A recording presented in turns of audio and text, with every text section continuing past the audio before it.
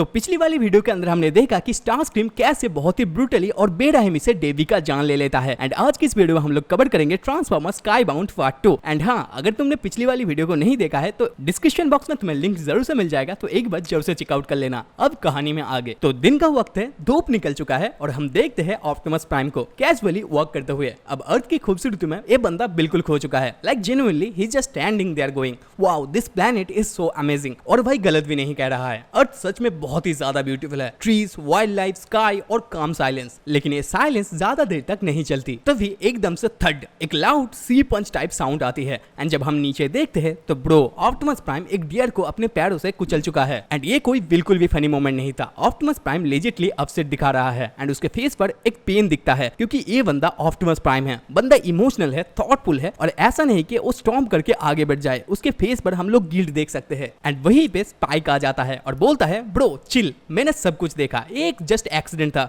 और यहाँ से एक बड़ा सा इंटरेस्टिंग कॉन्वर्सेशन स्टार्ट हो जाता है। And then Optimus Prime Spike को एक्सप्लेन करता है कि अर्थ की रिट्रेन साइबरट्रॉन से कितना अलग है। Cybertron is fully metallic dense and वहां पे अगर ऑप्टिमस प्राइम चलता है तो जमीन हिलता भी नहीं और कोई फुटप्रिंट भी नहीं बनता। लेकिन अर्थ पे हर स्टेप पे एक प्रिंट छोड़ जाता है, लिटरली भी और मेटाफोरिकली भी। लेकिन स्पाइक के लिए ये नया थॉट है, क्योंकि स्पाइक कभी साइबरट्रॉन तो गया ही नहीं, उसके लिए अर्थ ही सब कुछ है। अब बात ये आगे बढ़ती है और स्पाइक पूछता है कि ऑप्टिमस प्राइम भाई तेरा ये नाम का क्या सीन है, like how did you get this name. और भाई यहाँ मिलता है हमें लॉर्ड ड्रॉप। यहाँ पर ऑप्टिमस प्राइम एक्सप्लेन करता है कि प्राइम एक टाइटल है जो प्रीवियस लीडर से पास होती है एंड ये एक लेगेसी है। और जब कोई प्राइम बनता है तो ऑटोबॉट्स का सबसे टॉप लीडर बन जाता है। एंड ये कोई रैंडमली पिकअप हुआ नाम नहीं है, इट्स अर्न्ड, इसे कमाना पड़ता है। लेकिन सबसे होलसम मोमेंट तब आता है जब ऑप्टिमस प्राइम स्पाइक से पूछता है और तुम्हारा नाम कैसे स्पाइक पड़ा। एंड तभी स्पाइक बताता है कि जब वो छोटा था तो उसका बाल ऊपर खड़ा रहता था और उसका मॉम उसको स्पाइक ही कहती थी, तो उसका नाम वही से बना स्पाइक। बट ऑप्टिमस प्राइम सीधा पूछ लेता है what is mom. Bro that is so cute. एक एलियन मशीन वर्ल्ड लॉर्ड अर्थ पे खड़ा होकर पूछता है मॉम क्या होती है। And seriously it's a wholesome. But तभी स्पाइक को थोड़ा सा अजीब लगता है एंड वो बताता है कि आज तक मेरे को ये सवाल किसी ने भी नहीं पूछा। बेसिकली वो बताता है कि मॉम हमारे फैमिली होती है। एंड तभी ऑप्टिमस प्राइम एक पल रुकता है और फिर कहता है मैं भी फैमिली जानता हूँ स्पाइक। अब ये एक छोटी सी लाइन लग सकती है तुम्हें, लेकिन इस लाइन में पूरी साइबरट्रॉन, पूरा ऑटोबॉट मिशन और ऑटोबॉट्स का पर्सनल पेन छुपा है। ऑटोबॉट उसकी फैमिली है, बी, रैचेट, आयरनहाइड सब। और जब एक फैमिली मेंबर चला जाता है तो प्राइम के लिए वो एक पूरा प्लेनेट का लॉस होता है। फिर स्पाइक अचानक पूछता है where are you from Prime. और ब्रो इसके बाद जो होता है वो एक साइबरट्रोनियन हिस्ट्री 101 है। तो अपना ऑप्टिमस प्राइम बताता है कि वो एक प्लेनेट से है जिसका नाम है साइबरट्रॉन। अब ये एक मैकेनिकल, ब्यूटीफुल और टेक्निकली एडवांस वर्ल्ड है जहां हर चीज काम करती है प्रिसीजन के साथ, लेकिन इमोशन वहां भी होते हैं। और ऑप्टिमस प्राइम कहता है कि जब उसके स्पार्क एग्जिस्टेंस पे आई तब तक साइबरट्रॉन पे पीस था। एक हिंट देता है ओरियन पैक्स के टाइम का, जब वो सिर्फ एक डेटा आर्काइविस्ट था, एक simple bot with no big deals, ना कोई प्राइम ना कोई वॉर, सिर्फ नॉलेज और हार्मनी। लेकिन ब्रो दुनिया कभी परमानेंट पीस पे नहीं चलती। एंड ऑप्टिमस प्राइम और बताता है कि पीस तो सिर्फ एक फेज था। जैसे जैसे साइबरट्रॉन इवॉल्व हुआ वहां एक नया भूख पैदा हुआ, ग्रीड, पावर का ऑब्सेशन एंड कंट्रोल लेने का जुनून। एंड वो कहता है कि कुछ बॉट, स्पेशली एक फ्रैक्शन डिसेप्टिकॉन, वो साइबरट्रॉन पे डोमिनेशन चाहता था एंड इन्होंने सिस्टम को करप्ट किया, सिविल वॉर स्टार्ट कर दिया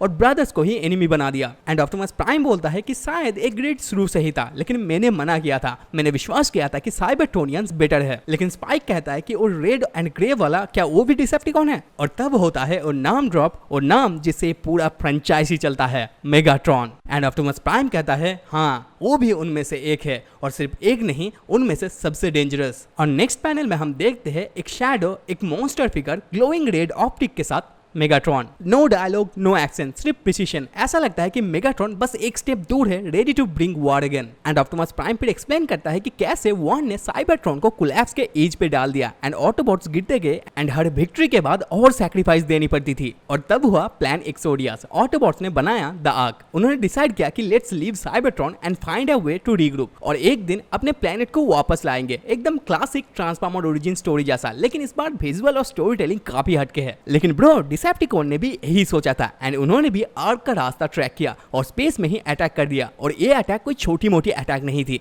हम देखते हैं कि Optimus prime versus Megatron mid space में ही कॉम्बैट करते हैं। एनर्जी ब्लास्टर्स, पंचेस और प्लैनेटरी लेवल स्टेक्स देख सकते हैं। एंड सीरियसली बताओ तो जब ये दोनों लड़ते हैं तो लगता है कि पूरा यूनिवर्स थोड़ा हिलता है, क्योंकि this is not just a hero versus villain, ये है आइडियोलॉजी वर्सेस आइडियोलॉजी। क्योंकि एक कहता है कि सर्व एंड प्रोटेक्ट, तो दूसरा कहता है conqueror and command. And Optimus prime और बताता है कि जब फाइट पीक पे थी तो उनका स्पेसशिप अर्थ के एटमॉस्फेयर पर घुस गया और वो क्रैश हो गया। और जब वो क्रैश हुआ तब स्पाइक और कैली ने उन्हें पाया एंड ऑप्टिमस प्राइम लिटरली कहता है कि अगर स्पाइक और कैली नहीं होते तो हम कभी एक्टिवेट नहीं होते, कभी बच ही नहीं पाते। एंड देन स्पाइक फिर बात करता है बम्बलबी के बारे में, how he miss him. Then Optimus Prime बस एक वर्ड कहता है, फैमिली, एक शब्द, बस एक, लेकिन उसमें पूरा ग्रिप, पूरा दर्द और एक प्राइम का लॉस छुपा है। और फिर होता है वो मोमेंट जिसका मैं ऑनेस्टली से वेट कर रहा था। Boom, Cliff jumper entry. Dude comes in full attitude के साथ, उसका रेड आर्मर लिटरली शाइन करता है पैनल में। एंड तभी क्लिफ जंपर स्पाइक को देखता है और थोड़ा फ्रीक आउट कर जाता है एंड स्पाइक भी वैसा ही करता है। एंड स्पाइक हाथ आगे बढ़ाता है हैंडशेक के लिए, लेकिन क्लिफ जंपर बोलता है we are not there yet my man. और फाइनली कैली भी आ जाता है। तो क्लिफ जंपर अभी स्पाइक और कैली से मिलता है एंड भाई ये बंदा पूरी तरह से फ्रीक आउट कर रहा है और पूछता है how many of you are there. अब क्लिफ जंपर ऐसे रिएक्ट कर रहा है जैसे कोई भूत देख लिया हो,